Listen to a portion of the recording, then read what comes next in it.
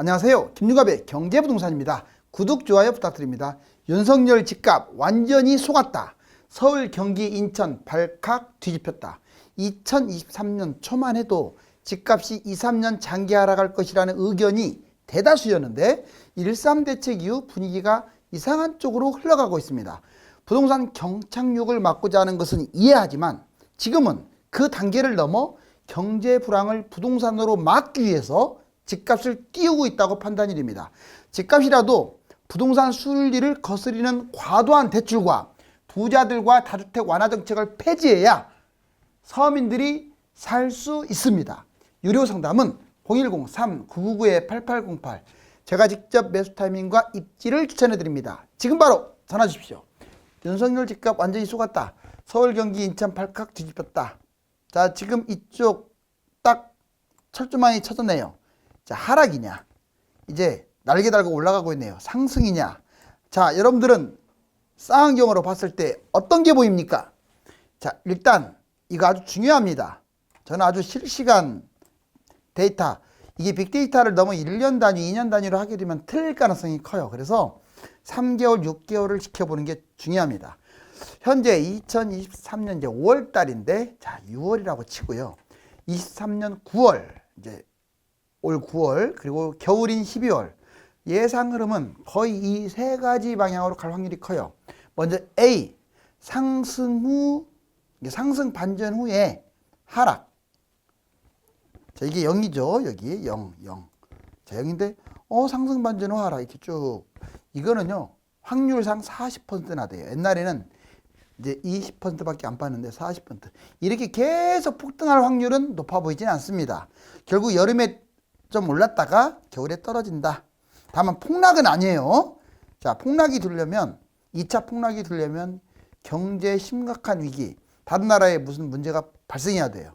아마 하락했다가 좀 이렇게 또 횡보했다 올라갈 것 같아요.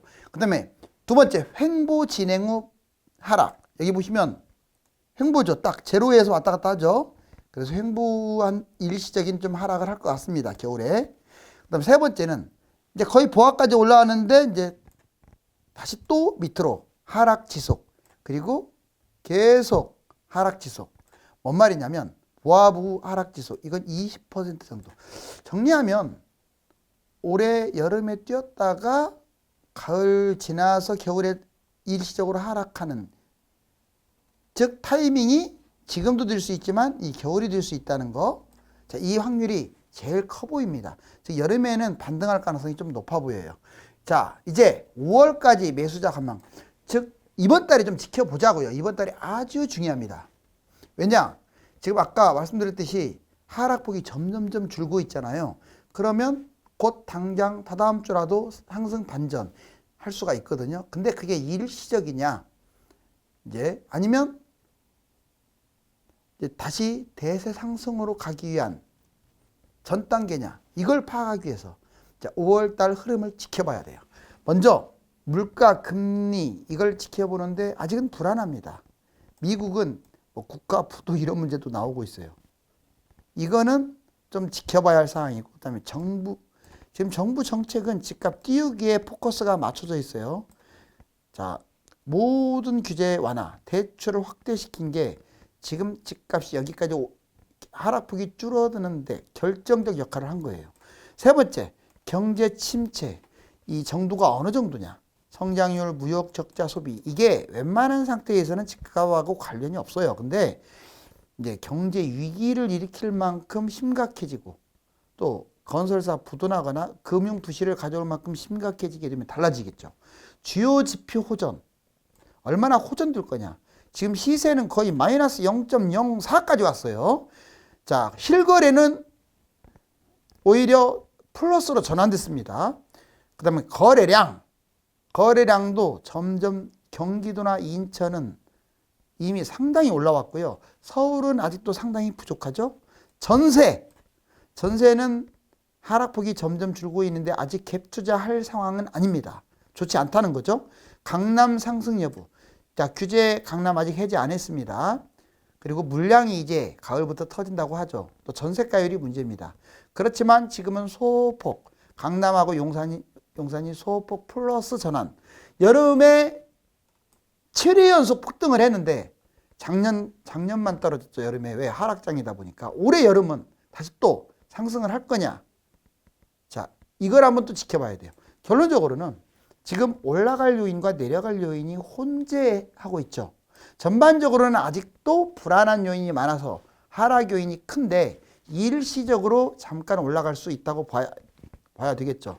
그래서 5월달 지켜보면서 자, 매수를 할 거냐, 겨울을 기다릴 거냐, 이걸 판단해야 하는데, 자, 저는 겨울을 기다리는 게 좀 낫지 않을까 판단됩니다.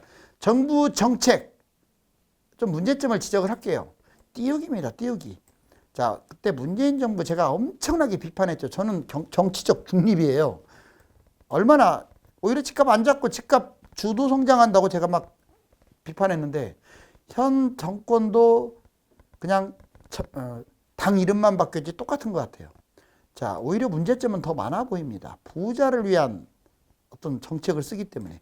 핵심 변수 한번 볼까요? 부동산 살리기, 대출 규제 더 푼다는데 결국 부자들 배불리기. 제가 하는 말이 아니에요. 지금 언론에서 이렇게 떠들고 있어요. 자, 정부 정책 띄우기.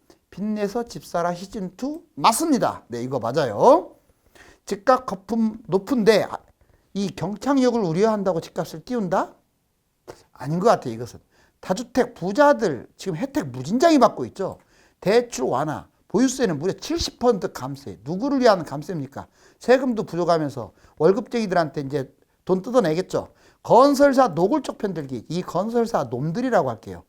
지금 분양가 어떻게 된 게 용인에다가 12억으로 분양가를 때리질 않나. 광명에 10억으로 때리질 않나.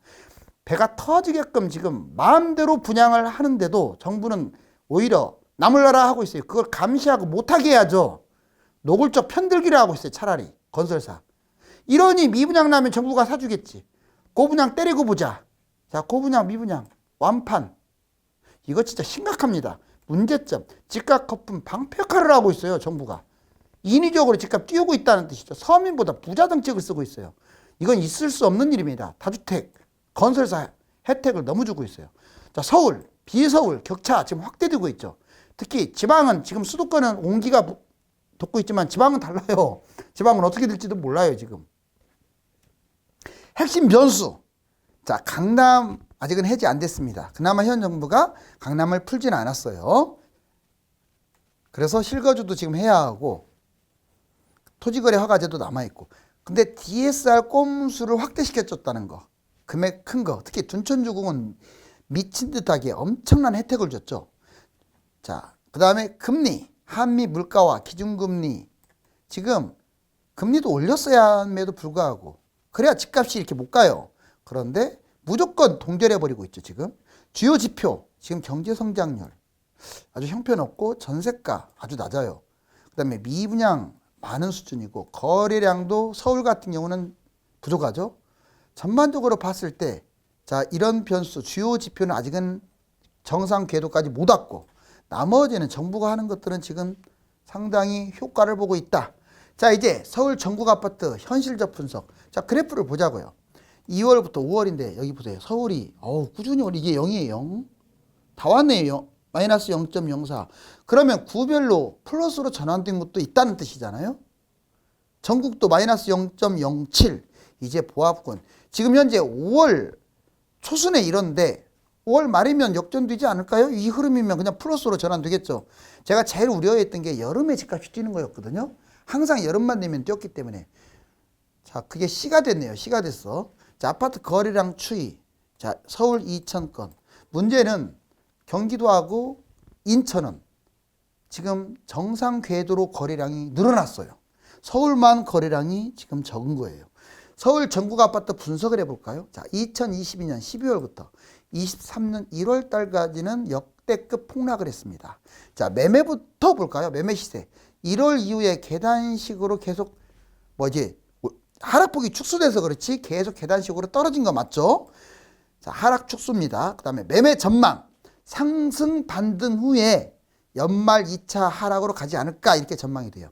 분명한 것은 이 흐름이면 여름에 분명히 플러스로는 여름이 아니라 당장 플러스로는 갈 겁니다. 그런데 이게 계절적 요인으로 겨울에 내려갈 것으로 전망. 그 다음에 전세 볼래요? 전세가율. 전세가 계속 하락하고 있습니다. 다만 하락폭은 줄어들고 있어요. 자, 전망은 24년 이후 전세가율, 그러니까 올 겨울부터는 전세가율도 지금 강남이 40%대밖에 안 되는데 이제 50으로 회복하고 서울도 50%가 60%로 회복할 것으로 보여져요. 내년에. 거래. 자, 22년 연말 이후에 지속적으로 지금 늘어나고 있죠. 아까 경기도, 인천은 급증하고 있고 아직 서울은 왔다 갔다 하고 있죠. 자, 거래 전망 3,000건 전후에서 서울 같은 경우 등락할 것으로 보여서 서울은 당분간 거래 가뭄에 휩싸일 것이다. 매수 심리 볼까요? 자, 1월 이후 계단식으로 회복할 것으로 보인다. 지금 계단식으로 쭉쭉쭉 이렇게 회복한다는 것은 플러스 전환이 아니라 이게 하락폭이 줄어들었다. 다만 자, 이제 5월부터 반등한다. 그 다음에 심리 전망은 여름 전후에 만약에 올라갈 것으로 보이지만 못 올라갔다. 0에서 좀 왔다 갔다 하다가 못 올라가면 이건 폭락할 우려가 커요. 왜? 0에서 치고 올라가지를 못한다는 이야기는 힘을 받쳐주지를 못한다는 거거든요. 그렇게 되면 결국은 대세 하락의 연장선상에서 일시적 반등 후 폭락이 이루어진다. 그런데 여름에 조금 많이 치고 가게 되면 이제 대세 하락보다 대세 상승 가능성이 크겠죠. 겨울에 잠깐 빠졌다가. 자, 실거래 30% 수준에서 계속 하락이 줄어들고 있는데 실거래가 전망 여름 상승 후에 겨울에 좀 내려올 것이다. 전반적으로 봤을 때는요, 올 여름에는 좀 올라가고 겨울에 좀 내려오는데 폭락이 아니라 자, 계절적 요인으로 올라가고 계절적 요인으로 하락한다. 결국은 지금 여름과 올 겨울을 자, 시세가 현재 시세와 비슷하지 않을까라고 예상을 합니다. 자, 계속 전망해 드릴게요. 5월에서 9월 중요한 이유. 왜 여러분들 5월달, 9월달이 중요한 줄 아세요? 아까 똑같은 말입니다. 자, 상승이 지금 확실해 보여요. 추석 때까지. 자, 이제 다음 주, 그 다음 주부터 추석 때까지는 뭐 폭등은 아닐 것 같고 상승. 집값 추세 5월에 약보합, 6월 상승 전환이 이렇게 보이는데 여름에 상승한다는 뜻이죠. 2015년, 21년 7년 상승을 이번에도 재현. 근데 예전에는 폭등이었습니다. 근데 지금 폭등이 좀 쉽진 않아요. 왜? 받쳐주지를 못하니까. 지표도 지금 좋아지고 있어요. 실거래가는 이미 플러스 전환됐어요. 실거래는. 거래량도 늘어나고 있고 심리도 조금 살아났고 해외 집값도 올라가는 중이에요. 자, 그 다음에 일시적 반등. 결국은 이거는 여름만 놓고 보면 일시적 반등입니다. 고금리, 경기 침체로 자, 반등한 후에 횡보하지 않을까. 차별적 상승. 다 여름에 뛴다는 얘기가 아니에요. 제가 말하는 것은 강남, 서울을 말하는 거고 일부 수도권, 일부 지방을 말하는 거지. 대부분 입지가 안 좋은 것들은 마이너스에서 계속 놀 겁니다. 그거 꼭 기억하세요. 폭등보다 차별적으로 소폭 올라간다. 상승 지역은 하락이 큰 곳이거나 그렇죠. 지금 뛰는 곳들이 어디입니까? 하락 큰 곳이잖아요. 또는 강남이라든가 지역의 상급지가 먼저 좀 더 올라가지 않을까. 자, 겨울은 하락할 확률이 커요. 계절적 요인으로. 전세, 미분양, 경기 침체, 고금리 이런 것들이 다 몰려있는 거죠. 겨울 약세 2015년부터 21년까지 무려 7년 겨울 동안 약세였어요. 이번도 따라갈 겁니다. 자, 돌발 변수는 있습니다. 제일 안 좋은 거 이제 집값 폭락하는데 결정타를 둘 것들이 이거예요.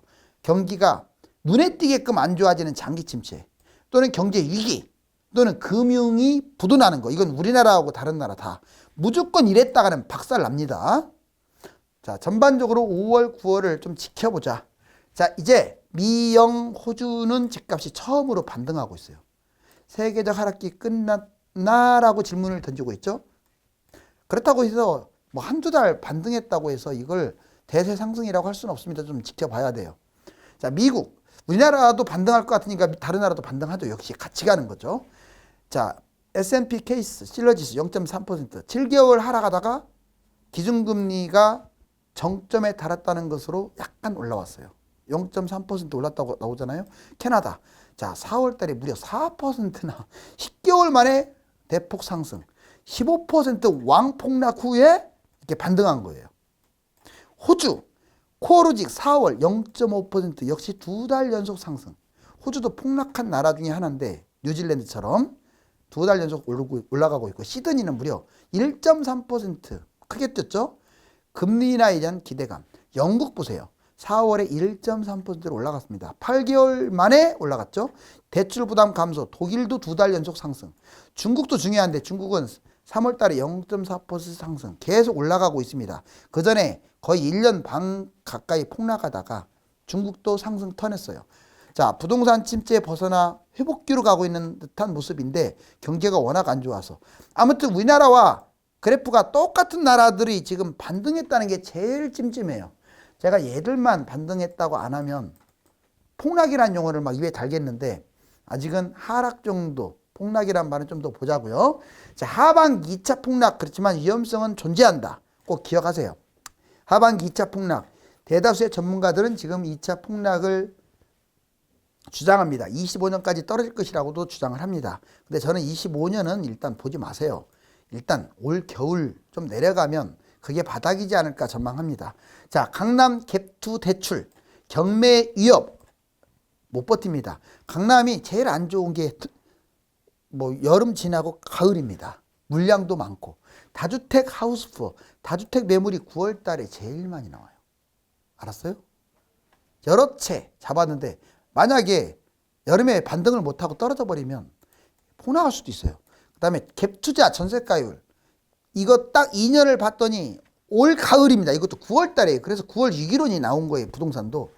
이 다주택자들하고 마찬가지로 갭투자 전세가율 그때는 4억이었는데 전세가가 지금은 2억 5천이야. 1억 5천을 다 내야 돼 사람들이. 그 돈이 어디 있겠어요. 전세로 막는 건데. 그러면 경매에 튀어나오겠죠. 그러면 집값 떨어지겠고. 자, 그 다음에 장기 하락도 문제입니다. 자, 2년 이상 하락하게 되면 문장이 빠지게 되죠. 만약 여름에 반등 못하게 되면 위험하다 이거죠. 3기 신도시 폭탄, 분양, 입주 폭탄 쏟아지고 있어요. 자, 매수 여력이 상당히 지금 부족합니다. 생각보다 돈 있는 사람들이 많지 않아요. 지금 젊은이들 2030 영끌하고 있는 거예요. 또 정신 못 차리고. 왜? 정부가 무한대로 지금 대출해 주니까. 그래서 지금 집을 잡는 거지 그 사람들이 뭐 능력이 있어서가 아닙니다. 부동산 좀 더 관망해야 하는 이유. 왜 기다려야 하느냐. 자, 여유를 좀 가졌으면 좋겠어요. 집값 하락이 지속되고 있어요. 아직까지는 플러스 전환 아닙니다. 아직은 하락장이고 조급증에서 탈피하자. 24년 이후에 주요 지표, 국제 지표를 보면서 잡아도 늦지 않을 것 같다. 집값 반등, 하락장의 하락. 지금 하락이 현재 축소되는 것 뿐일 뿐 반등하고 이게 지금 상승으로 아직 전환된 건 아니니까 좀 지켜보자. 여유를 갖자. 그리고 위험성도 있어요. 장기 하락 위험성이 있습니다. 지금 뛴다고 해서 지금 내가 이 얘기하는 건 서울만 놓고 하는 얘기예요. 잘 들으세요. 지금 이 뭐 여름에 뛴다 이 얘기는요. 서울 또는 경기도나 인천의 일부 지역 너무 많이 빠진 곳들 지방의 일부를 말하는 거지. 자, 서울 외곽이나 또는 대다수 경기 인천 지방은 차별성 때문에 좀 반등하다가 여름에 못 뛰고 빌빌빌 거릴 수도 있다 이거예요. 오히려 겨울에 폭락할 수도 있습니다. 자, 그 다음에 거품 최고 2020년에서 21년 코로나 때문에 뛰었다. 그렇죠. 경기도 인천 지방은 안 뛰다가요. 갑자기 뛰었어요. 그것도 21년에 뛴 것들. 코로나로 뛴 거예요. 돈이 넘쳐나니까. 또 너무 싸 보이니까 뛴 것도 있죠. 그래서 아주 모양이 안 좋아. 모양새가. 그냥 싸 보이고 그냥 뭐라 그럴까 너무 싸서 뛰었다 하면 그나마 좀 이해가는데 그거보다 오히려 코로나로 돈을 너무 찍어내다 보니까 돈을 안 찍어냈으면 안 뛸 곳들이 그냥 다 뛰었다. 그럼 이번에 거꾸로 말하면 코로나가 안 생기면 안 뛴다는 얘기예요. 그래서 그런 집은 잡으면 안 돼요. 회복 불능이다 이 말이죠. 차별화가 돼가지고 이전에 고점을 회복하기는커녕 지금 바닥에서 좀 올라가고 끝난다 이 말이죠. 집도 남아두니까. 기회비용, 상급지 추가 하락하면 좋은 데를 같은 돈으로 들어갈 수 있는데 못 들어가. 좋은 조건, 대출, 이자, 혜택 등이 쏟아질 수도 있는데 그 찬스를 놓칠 수도 있어요. 왜 대기해야 하냐. 지금 이 상황에서는 여름에 폭등할 것 같지는 않고 오르면 소폭. 떨어지면 재수 없으면 폭락할 수도 있죠. 그래서 좀 지켜보자. 자, 여러분들 집을 잡을 때는 이 서울하고 서울에 가까운 곳들 그 다음에 강남에 가까운 곳들 그리고 강남에 좀 멀더라도 서울에서 멀더라도 SRT나 GTX 인접지역 이거 중에 하나를 잡는 게 유리합니다. 아직도 집값 거품이 심하기 때문에 10에서 20% 추가 하락이 이어지도록 부동산 대책을 전면 수정해야 합니다. 여기에서 집값 거품이 더 커지면 부동산발 경제 위기를 피할 수 없기 때문입니다. 감사합니다.